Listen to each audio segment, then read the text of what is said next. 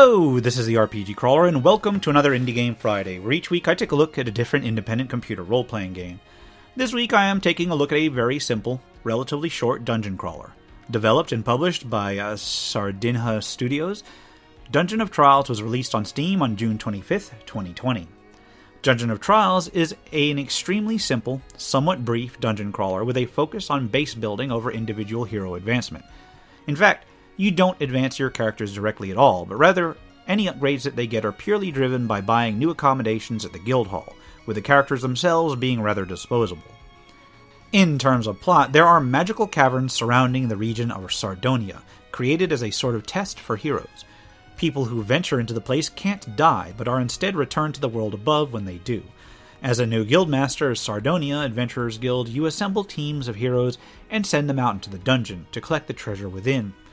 Creating a new game runs you through the introductory cutscene and then has you assemble a team to enter the dungeon for the first time. There are two main segments to gameplay, the dungeon crawling itself and then the guild management that occurs between runs. When you're exploring the dungeon, you assemble a team of 4 pre-made characters and then basically fight as far as you can before they fall. When they perish, you are returned to the guild screen with all the gold that they acquired, as well as certain key items that you may have uncovered, where you can upgrade parts of the guild to boost your next team's equipment, level, items, or even to unlock additional classes. Whenever you create a party, you are limited to 4 characters in total, and while you can select their classes, that's about it. Their level, equipment, and other features are based on what upgrades you've built. Even their names are simply a class and a number. When you start, you have access to the 4 basic RPG classes, Warrior, Mage, Thief, and Priestess, all at level 1, with the most basic of gear. Each character has a class, a level, hit points, and magic points as their base statistics. Going deeper, they also have more in-depth attributes in the status screen: attack rating, elemental attack, magic attack, defense, agility, accuracy, and evasion. Each character also has a full range of equipable slots: a weapon, shield, helm, armor, and 2 accessory slots. Finally, each one has a series of skills that they can use in combat that cost MP to use and are thematically linked to the character class. And all of that is pretty unimportant except at the most basic level, because you don't get to advance them through normal play. Although there is an experience stat, experience is not actually earned during play, but rather the character's level is set based on the training level of the Adventurers Guild. Likewise, their armor is based on the Armorer's level, and their weapon based on the Blacksmith level. If you want consumables and other items, you have to upgrade the Alchemist Lab, etc. As you upgrade these basic elements, the character's secondary attributes such as attack rating, etc. are increased based on how these various upgrades combine. It sort of abstracts the advancement system, although I don't actually have a problem with that. With the combat system as geared as it is towards JRPG stylings, it very much simply boils down to the mechanics of accessing new towns and tiers of skills in such games. They're already pretty simple anyway. The gameplay screen itself is presented as a first-person view of a labyrinth, similar to old first-person step-based dungeon crawlers. As you wander around, you'll run into random encounters, uncover various treasure chests, and may encounter doors and mini-bosses, or mid-bosses as they're called sometimes.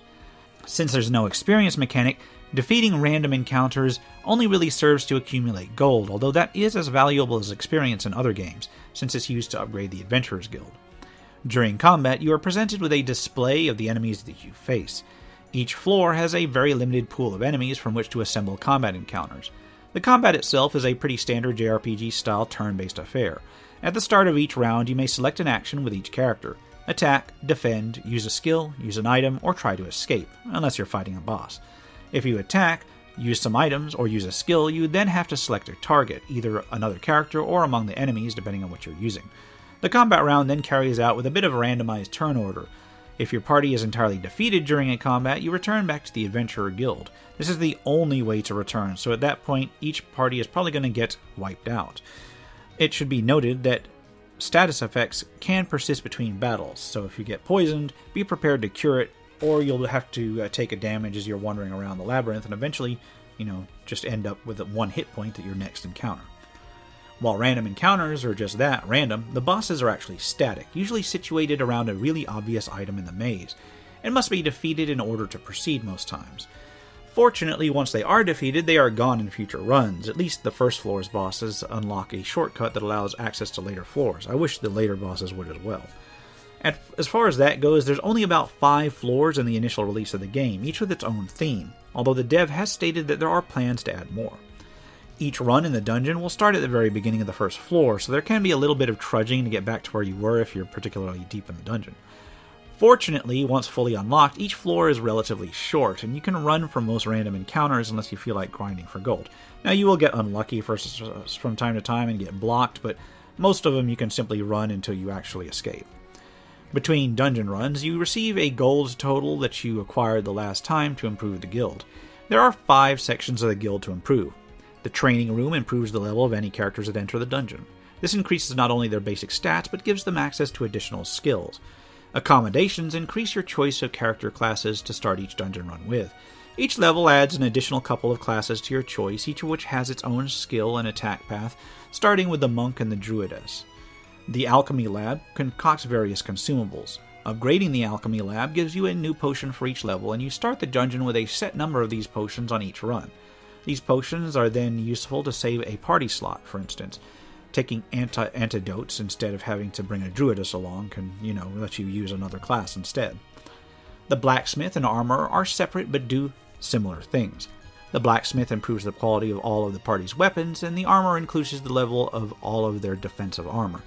Some classes naturally benefit more than others from these boosts, of course, but they're important for all classes regardless. Each level of the building increases the cost of building the next level more and more, so if you're having trouble tactically with the fights, you can just grind enemies to accumulate gold and then upgrade them until you eventually overcome whichever you're stuck on. Graphically, the presentation is very simple. Menus are pretty much what you'd expect from any JRPG, as is the character art and text boxes. In fact, I thought I was running an RPG Maker game. I'm not entirely convinced it's not one, except for the 3D view. The dungeon is presented with a simple 3D manner.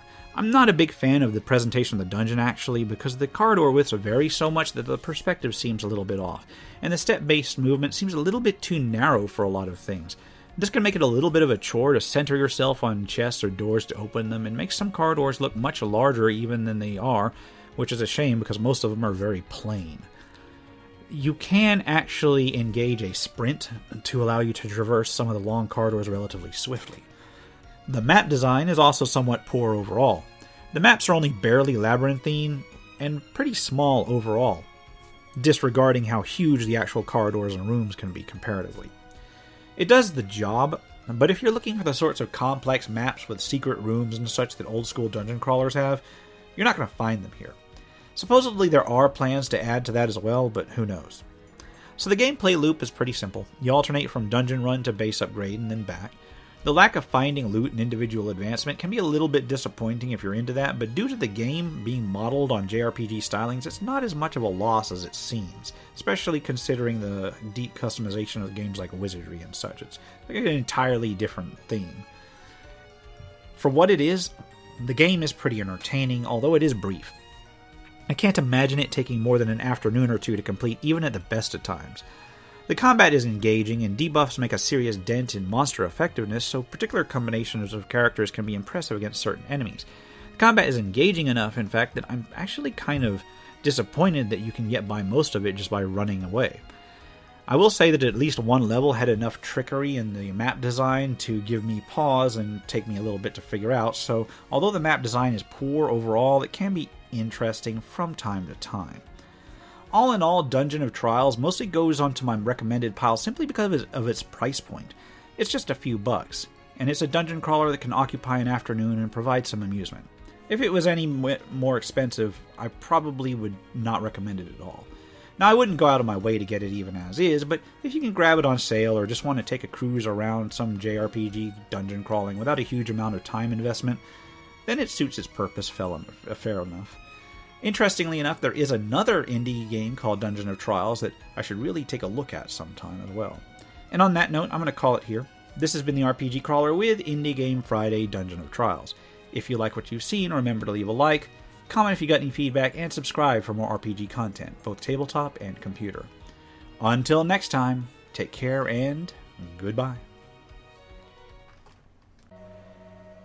And if you're still watching this far, I'd like to take a moment to thank those who have supported this channel via Patreon or direct donations throughout the years, without which this channel could not have lasted as long as it has. For those who are feeling particularly generous, you can still support my work through Patreon and now through Subscribestar as well, through the links in the description below.